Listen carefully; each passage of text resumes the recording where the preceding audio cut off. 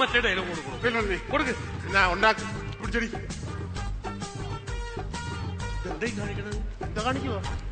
ചെറുതായിട്ട് എഴുതുമ്പോ ഓർക്കണം, ഞാൻ സൂം ചെയ്യുക. ഇവിടെ അത് വെള്ള പേപ്പർ ഇല്ലയോ അത് സൂം ചെയ്യാനായിട്ട്?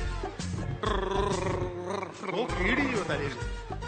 ഓ ഭയങ്കര ടാലന്റ് ആണല്ലോ. അതെന്റെ കുടുംബ പാരമ്പര്യ. എന്തിനും കണ്ട് ഞാൻ അപ്പത്തന്നെ പഠിക്കും.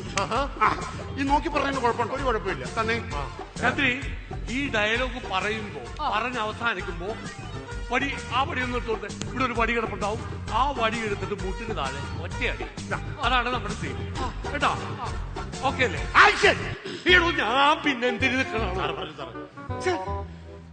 ആക്ഷൻ. ഹലോ.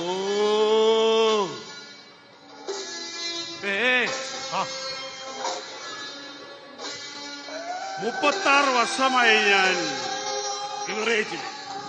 അതിന്റെ ഇടയിൽ പുറത്തറിയാത്തതുമായിട്ട് പല മട്ട ബ്രാൻഡുകൾ ഞാൻ അടിച്ചിട്ടുണ്ട്. എന്നിട്ടൊന്നും ഞാൻ വാള് വെച്ചിട്ടില്ല. 2 ദിവസം മുമ്പ് മിലിറ്ററി റിട്ടയർഡായ DSP കൊണ്ടു തന്ന് എന്നെ കൊതിച്ചപ്പോ ഞാൻ എന്താ പറഞ്ഞെന്നറിയാവടി? ജവാൻ സാറ് പഴയ ജവാൻ സാറ് തന്നടി. നീ ആരെയടി പേടിപ്പിക്കണേ? ആരെയടി പേടിപ്പിക്കണേ? നീ ആരെയടി പേടിപ്പിക്കണേ? അടി അടി അടി അടി ആരെയടി പേടിപ്പിക്കണേ? അടി അടി ആക്ഷൻ. അയ്യോ അയ്യോ മന്ത്രി നിർത്ത്. ഒരടിയെ ഞങ്ങൾ പ്ലാൻ ചെയ്തിട്ടുള്ളൂ. ഇത് എന്തുമാത്രം അടിയടിക്കുന്നത്?